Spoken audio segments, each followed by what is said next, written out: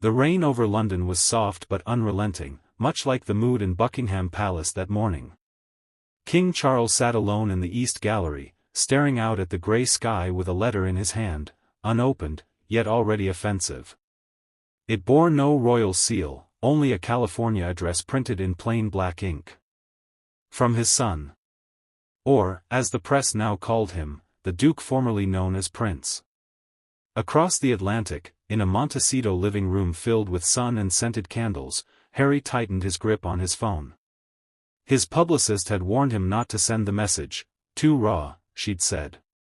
But that was the point. Raw was real. And real was all he had left. In the letter, Harry had written only one sentence. You were a monarch to millions, but never a father to one. Charles hadn't read those words aloud, but he felt their sting anyway. He leaned back in the antique armchair, eyes scanning the oil paintings of ancestors who'd never known the weight of a son gone rogue. Camilla had asked him, gently, to ignore it. It's theater, Charles. He wants attention. But Charles wasn't sure anymore. The theater was working. That afternoon, the palace communications director knocked gently. Sir, ITV is about to release the trailer. The interview airs Sunday. Charles didn't need to ask which interview.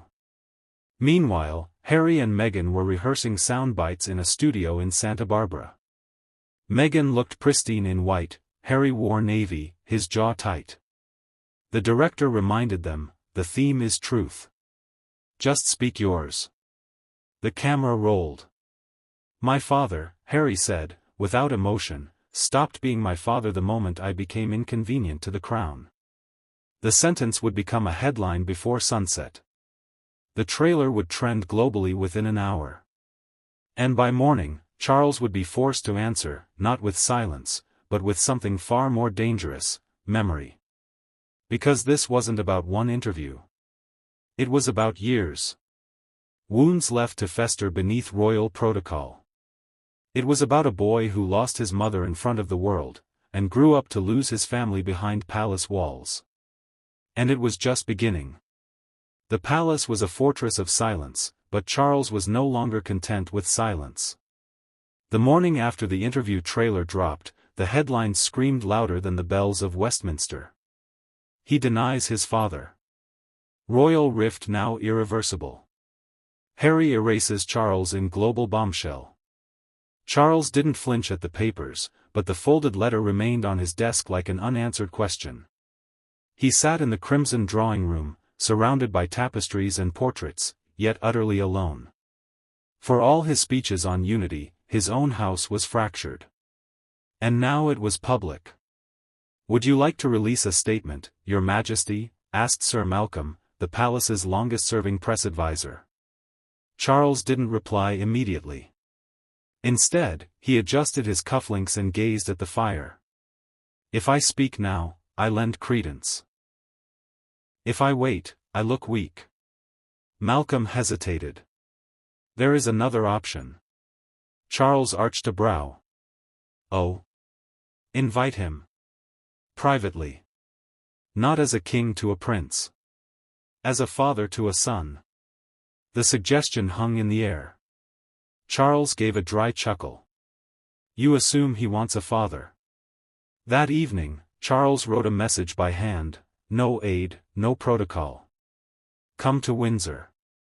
Speak to me like a man, not a headline.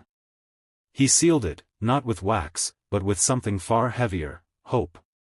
Meanwhile, in California, Harry sat on a terrace with Meghan, scrolling through reaction clips on his phone. His words were being clipped, remixed, dissected. The world was listening, but not necessarily hearing. Meghan noticed his grip tightening. You okay? He looked up. He'll pretend this is an attack. But it's the first time I've told my truth without apology. Meghan nodded. You think he'll respond? I hope he does, Harry said. Because I need to hear it. Not as his son. As a man. When the letter arrived, Harry stared at the familiar handwriting, once used to sign birthday cards and royal pardons alike. He didn't open it right away. He let it sit for hours on the counter, as if the weight of the envelope might shift. Eventually, he read the single line, "Speak to me like a man, not a headline." No signature. But it didn't need one. Meghan raised an eyebrow. "Windsor?" Harry nodded slowly. "He wants to talk." She leaned in. "And do you?" Harry stared at the horizon, the sun dipping beneath coastal cliffs. "I want to finish what we never started." The gates of Windsor opened as slowly as the memories Harry had tried to leave behind. The drive was unchanged, winding, pristine, lined with centuries of manicured legacy. The castle loomed above like a stone verdict, watching his every move. And yet, as his car rolled to a stop in the courtyard, he didn't hesitate.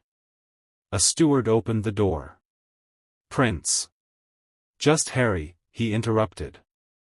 Inside, the corridors echoed with a reverent quiet. Staff moved like ghosts. No greetings. No whispers. Just formality painted over tension. Every step toward the crimson drawing room felt like a descent into unfinished business. Charles stood by the window, hands clasped behind his back, the same stance he had always used in times of disapproval. "You came." Harry didn't answer immediately. Instead, he studied the man who had once seemed carved from marble, distant, controlled, unreachable. "I didn't come for tea," Harry said finally. Charles turned, slowly. "Nor I." There was no embrace. No welcome. Just two men standing in the aftermath of history, trying to decide if anything could still be rebuilt. "You humiliated this family," Charles said, voice low but sharp. "Publicly. Globally." Harry stepped closer. "I told the truth. The parts you never would." "Your truth," Charles corrected. "Not the truth. There's a difference." Silence throbbed in the space between them. "You think I didn't protect you?" Charles asked. "You, who were given everything." Harry cut in. "Given what, father? A title I never chose? Paparazzi outside my nursery window? A palace where no one asked if I was okay?" Charles's face stiffened. "Do you know what it was like after your interview aired? The Commonwealth questioned my moral authority. Parliament questioned the monarchy's future. And I questioned my place in a family that watched my wife cry and said nothing," Harry shot back. The tension burst like glass beneath pressure. Charles stepped forward. "You say I didn't protect you. But you forget, I was not raised to feel. I was raised to endure. I gave you what I knew." Harry looked him in the eye. "Then maybe you shouldn't have raised anyone." That sentence hovered in the air, bitter and final. Charles turned back to the window. "So, is this why you came? To deliver your final blow?" "No," Harry said. "I came to ask one question." Charles waited. "Did you ever wish I wasn't your son?" A flicker. Barely perceptible. But there. The king turned slowly, his voice no longer royal, just raw. "No. I wished I knew how to be your father." Charles moved to the fireplace, lighting a match with practiced ease. The flames danced to life slowly, as though reluctant to warm the room. He didn't speak immediately. Perhaps he was measuring his words, or perhaps, for once, he was simply unsure of what to say. Harry broke the silence. "You taught me duty. But never love." Charles didn't turn. "I taught you survival. I thought that was enough." "Not for a child," Harry said. "Not for someone who lost his mother in a car crash, then had to wave to cameras like it was a royal procession instead of a funeral." Charles inhaled through his nose. "You're not the only one who grieved her." "No," Harry agreed. "But I'm the only one who was told not to cry because the press was watching." The king turned now, slowly. "You think I didn't cry?" You think I wasn't broken? You didn't show it, Harry said. Not once. Not to me. A beat passed. Charles walked to a cabinet and poured 2 glasses of whiskey. He slid one across the table to Harry, who hesitated, then took it. You were just a boy, Charles said. And I was taught that kings don't bend. But fathers should, Harry replied. They drank in silence. The fire cracked. The crown above the mantelpiece stared down on them both, symbol of nation, shadow of family.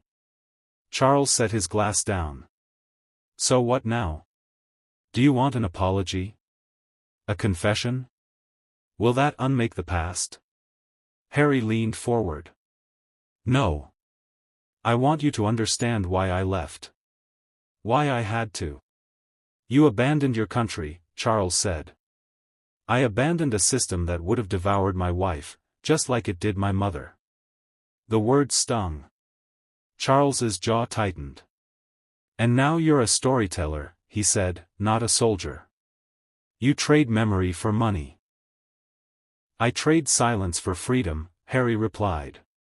And unlike you, I don't hide behind history.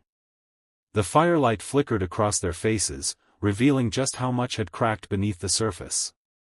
But then, for the first time, Charles's voice dropped to a whisper. She told me she was scared, he said. Your mother. The night before Paris. She called, asked me to come to her. I didn't. Harry's breath caught. I thought it was drama, Charles continued. A cry for attention. But maybe it was a cry for help. Harry didn't speak. He simply stared. I failed her, Charles said. And maybe I failed you, too. There it was. The unspoken truth neither had dared touch. Charles looked at his son, not as a monarch, but as a man who finally admitted the crown had taught him everything except how to love. The silence between them was no longer cold, it was fragile. Like the silence that follows a confession too heavy to retract. Harry stood, walked to the window, and looked out over the palace gardens. The same ones he used to race through with William, playing knights and dragons, unaware of how real the monsters would one day become. You know, he said quietly, they still introduce me as Prince Harry. Even in Montecito. Even on Netflix. I never asked them to. They just do. Charles raised an eyebrow. And yet, you never stopped them either. Harry turned. Because I'm still your son. Whether you acknowledge me or not. The name isn't a title to me, it's a scar. Charles stood too, slower, deliberate. Then why keep it? Harry didn't answer immediately. He stared at the king as if weighing the question not just in words, but in memories. Because it reminds me of who I was, he said finally. Before the tabloids. Before the cameras. Before the institution decided my grief wasn't marketable. Charles approached, now face to face with the son who had once followed 2 steps behind him in solemn processions. You think I chose this life, he said. The protocols. The scrutiny. The performance? Harry's eyes didn't waver. No. But you protected it more than you protected us. That struck deeper than either expected. Charles turned away, his voice lower. The crown isn't a father, Harry. It's a cage. And I've been its prisoner longer than you've been alive. But I escaped, Harry said. And you hate me for it. No, Charles replied. I envy you. The room shifted then, as if the air itself had grown heavier with truth. 2 generations, torn between duty and humanity, finally stood on the same floor. Charles returned to the fireplace, staring at the embers. But if you truly want to shed this legacy, then stop using the name. Let go of the Windsor blood. Renounce it fully. Harry laughed softly, but bitterly. So now it's transactional? Either I play the role or lose the name. You already lost the role, Charles replied. I'm just asking you to stop pretending you want both. The air was thick with ghosts. Diana's. The firm's. Their own. Harry walked toward the door. His hand paused on the knob. Do you still think I never belonged? He asked, voice barely audible. Charles didn't answer at first. Then, as his son stepped through the doorway, he murmured, I think you were too real for a world built on illusion. Harry stopped, but didn't look back. The following morning, a headline blazed across British tabloids. Harry storms out of Clarence House after explosive exchange with King. And yet, no one had been in the room. The palace had released no statement. There were no leaks. But somehow, the narrative had been constructed, sculpted, and served, just as always. Meghan read it aloud over breakfast in their California kitchen. They didn't miss a beat, she muttered. Harry didn't reply. He was watching Archie pour cereal, focused, careful, innocent. There was something in his smallness that made everything else feel louder. They think this hurts me, Harry finally said, still watching his son. But all it does is remind me why I left. Meghan placed the paper down and leaned in. Then don't go back. Not to him. Not to them. But Harry didn't answer. Because part of him already had. Back in London, Charles sat in his study rereading the same headline. He didn't flinch, he'd read far worse. But this one lingered, not because of its content, but because of its ease. The machine hadn't paused. Not even for his son. Lord Whitcomb entered quietly. Your Majesty, shall we prepare a response? Charles shook his head. Let it run. You're aware it paints you cold. Charles looked up, eyes steady. Better cold than weak. But in truth, something inside him churned. A quiet unease. Harry hadn't threatened him. Hadn't shouted.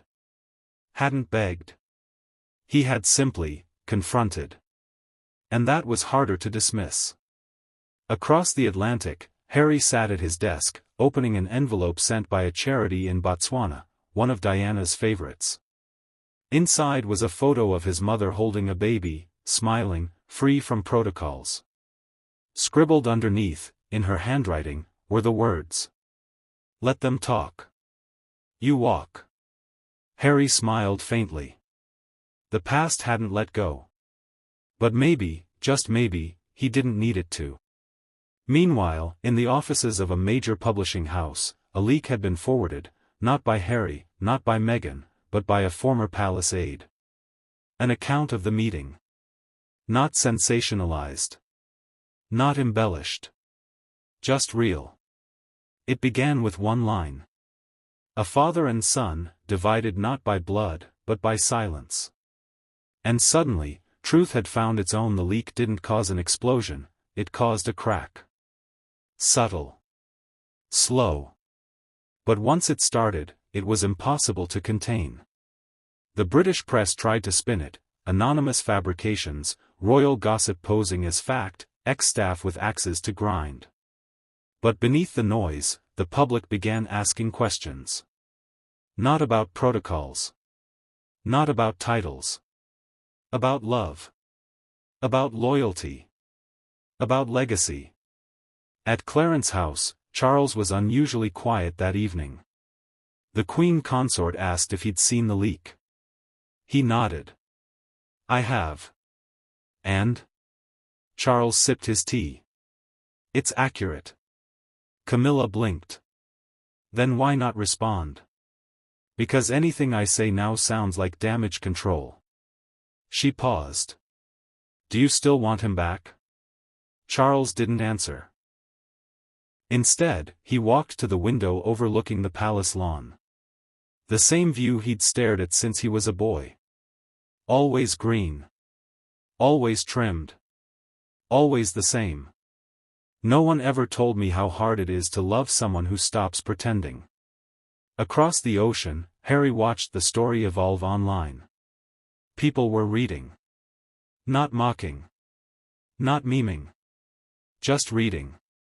Really reading. And for once, it wasn't about the crown. It was about the man beneath it. He didn't smile. He didn't feel vindicated.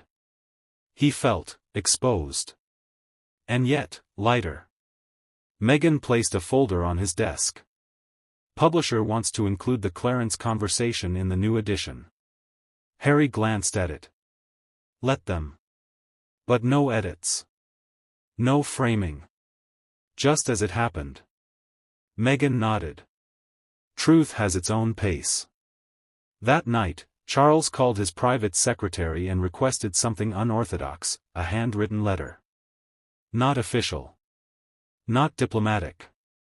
Just personal. He sat alone, pen in hand, staring at the blank page for minutes before writing. You may never call me father again. But I will always be the man who raised the boy who knew when to walk away. He paused, then folded it, no crest, no seal. Just paper and ink. He didn't send it. Not yet.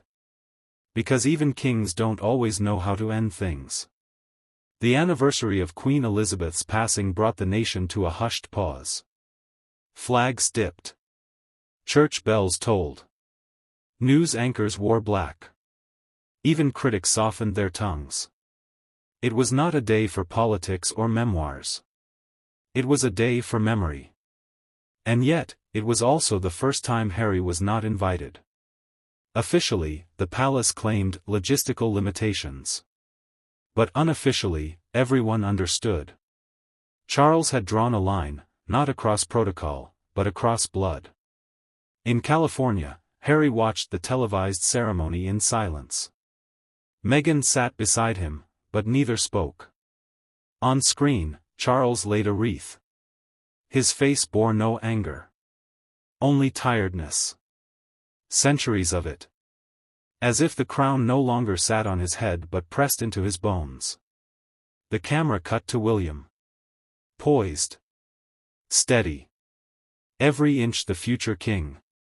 Then it cut to the space beside him. Empty. And the world noticed. Social media erupted. Where's Harry? A family without reconciliation is a monarchy without meaning. Tradition shouldn't require exile. But inside the palace, Charles wasn't watching the coverage. He was reviewing old journals. Not press briefings. Not speeches. Just pages he'd written himself in the 90s, pages about fatherhood. A line stood out. I hope when he grows, he remembers I tried. That night, Charles asked to be left alone. Camilla didn't argue. She understood silence was sometimes the only crown he could wear without shame. Across the world, Meghan found Harry on their balcony. You all right? She asked. He nodded slowly. I think I finally get it. Get what? He looked out at the moonlight. That I wasn't written into their history.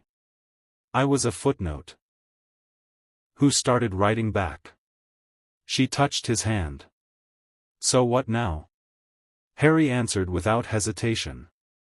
We stop asking for a seat in their house. And build our own. The wind picked up, carrying echoes from two continents, one holding tradition, the other breaking free from it. The next morning, Buckingham released an official statement. Brief. Icy. The Duke of Sussex's absence was mutually understood. No apology. No regret. Just sterile formality soaked in centuries of silence. But the headlines weren't so polite. Exiled prince or estranged son. The ghost at the Queen's grave. Charles breaks with Harry, again. Inside the palace, aides debated whether to offer a follow-up. Charles waved them off. Let the silence speak, he said. But silence no longer belonged to monarchs alone. The world had a voice. And it was loud. Meanwhile, in California, Harry opened a package addressed in handwriting he hadn't seen in years. No crest. No seal. Just a folded page inside. From Charles. You once asked me if I loved you. I do. I did. I always tried to. But I loved the crown too, and it doesn't love back. You left the palace. I stayed in the prison. Harry read it twice. Then a third time. Then he burned it. Hours later, his phone buzzed. BBC requested an interview. CNN offered a segment. Oprah's team sent an open invite. Meghan watched him read each message. You don't have to answer them, she said gently. You don't owe anyone a reply. But Harry wasn't thinking of cameras. He was thinking of Archie. Of Lilibet. Of stories passed down and lies left unchecked. That night, he sat at his desk and wrote by hand. Not a book. Not a confession. A letter. To my father. You always told me to protect the family name. But you never realized. It was the name that failed to protect the family. He didn't send it. Not yet. Across the ocean, Charles stared at the painting of George VI in the royal study. A quiet king. A dutiful man. He wondered what legacy really meant. A title? A tomb? Or a son you could no longer face? The next morning, the press would learn that Harry was flying to London, uninvited. But he wasn't coming for forgiveness. He was coming for the final word. Harry's flight landed under grey skies, the kind that seemed painted just for Britain. No formal welcome. No press escorts. Just a quiet car waiting, engine running, with tinted windows and an old driver who didn't ask questions. He didn't go to Nottingham Cottage. He didn't go to Clarence House. He went straight to Windsor, not to the palace, but the grounds. To the Queen's grave. Meghan had insisted he didn't need to do this. But something in him knew he did. He stood there in silence. No cameras. No titles.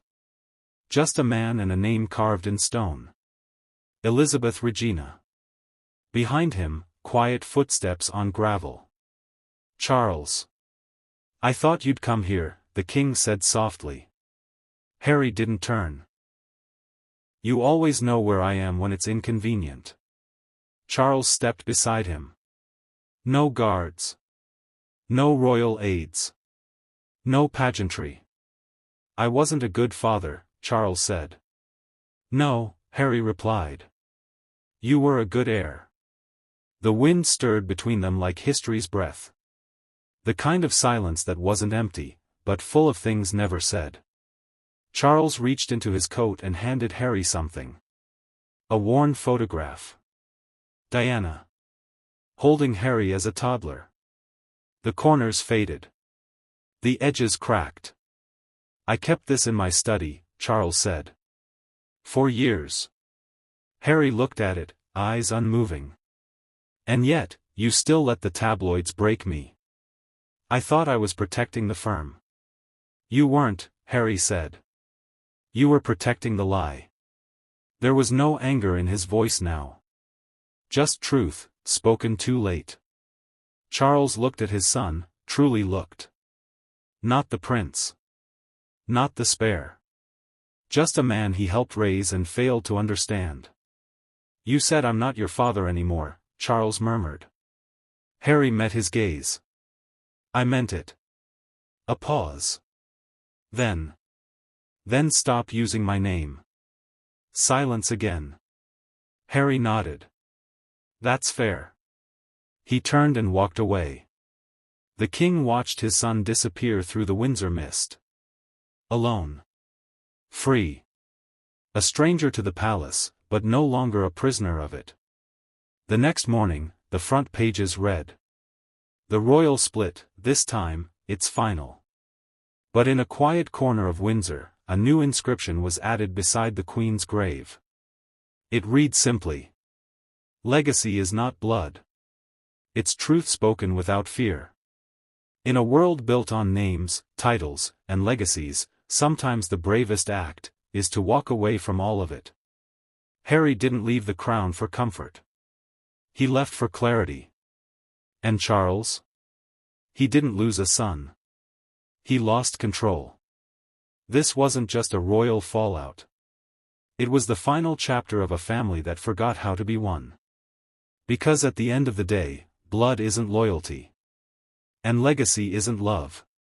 If you felt this story, if you believe that truth should echo louder than tradition, then this is your story too. This is Charles' Stories. And we're only just beginning. Don't forget to like, share, and subscribe. Tomorrow, a new story.